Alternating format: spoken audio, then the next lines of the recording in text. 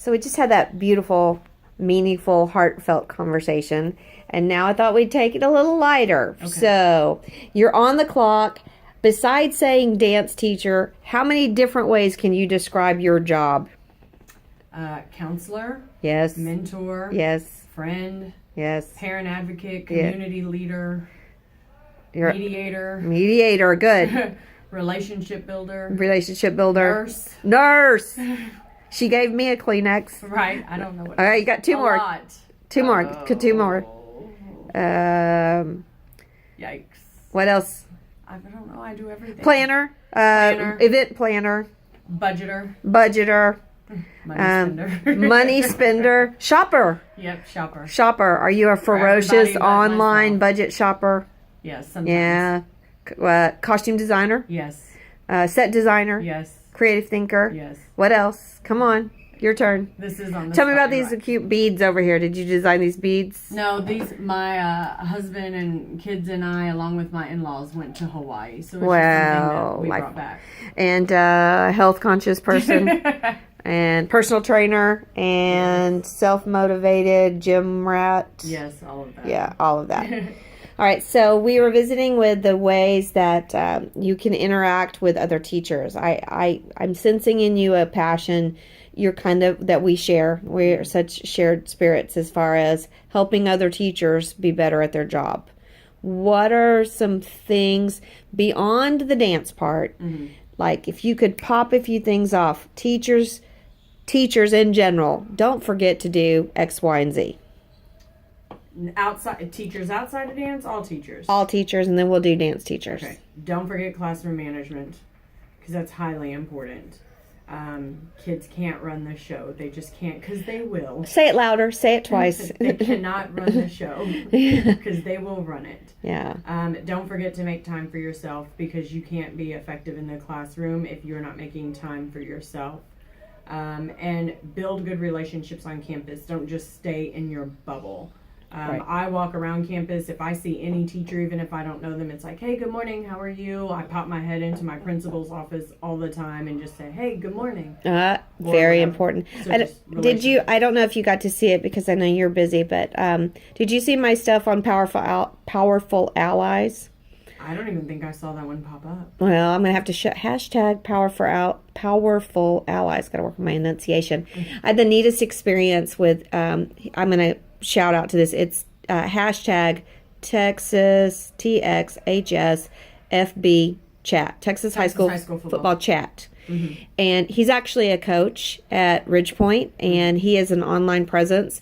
And he and I sat down and visited, and both of us came up with the idea of this, how much similarities, because he's very much like us, that right. He wants to help other coaches, he wants to get the dialogue going, and obviously I'm following him, which is hilarious because, hey, football does formations too, they just don't look quite like ours.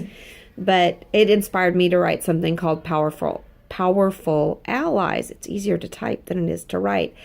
Why don't you speak a little bit to the powerful allies in your building? I always grew up with, you need to know the secretaries and the custodians. Right. Who else are your powerful allies here in this building? We just had our custodian in here helping us before you got here. Yeah.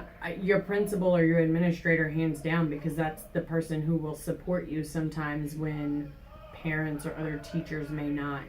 But I even ally with just other teachers on the campus because sometimes I'm having to pull kids, or sometimes I need to ask them for favors. But I don't just ally in speaking, I ally in actions. Like last year, we gave all of our teachers a massage for Christmas, and so they remember that. Or this year when we started the school year, the last teacher work day, we supplied breakfast for the entire faculty. So I try to build allies in that. And then your obvious, your band director, your football coach. But I even ally with like the PE teachers, the junior high teachers, because there's sometimes that we need things over there as well. So right. I try to build relationships with everybody in the building. I think people really, they stunt the growth of their program and themselves professionally when they just get locked in a little office and locked into, this is my schedule and this is all I'm going to do.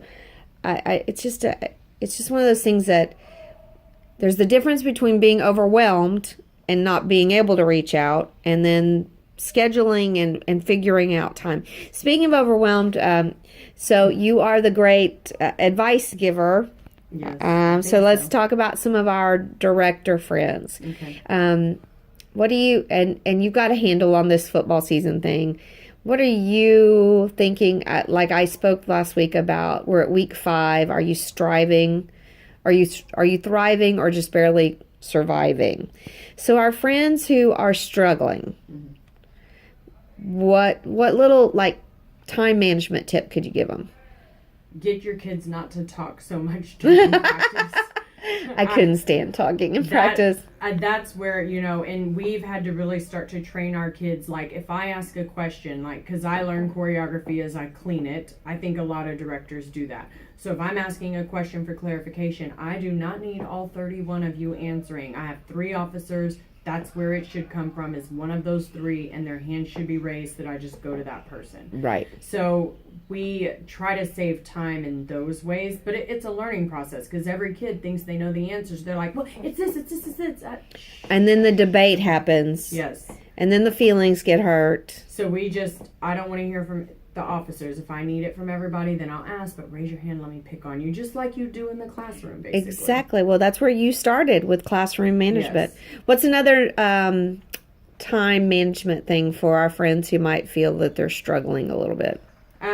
I think also if you plan out your practice ahead of time. So I have told the kids recently, because I don't think they knew that I did this, I set a goal when we walk into every single practice before we ever walk into it.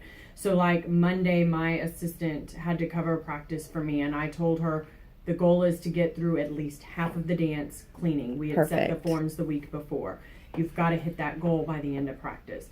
So if you set the goal ahead of time, then you're always working towards something instead of just flying by the seat of your pants. Awesome. All right, I'm going to pause.